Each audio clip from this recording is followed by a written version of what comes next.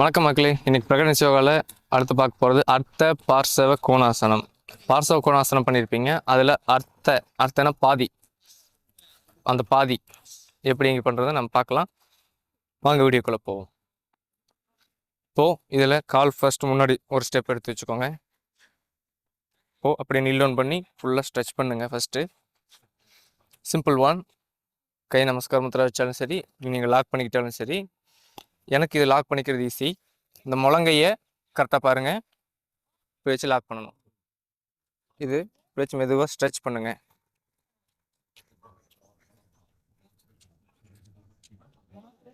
மறுபடியும் ரிலாக்ஸ் பண்ணிவிட்டு அடுத்த கால் மாற்றுங்க. அப்படியே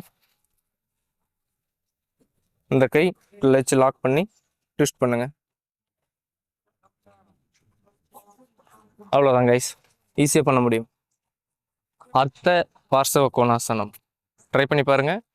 உங்களோட கருத்தை கமெண்ட்ஸில் சொல்லுங்கள். பாய்.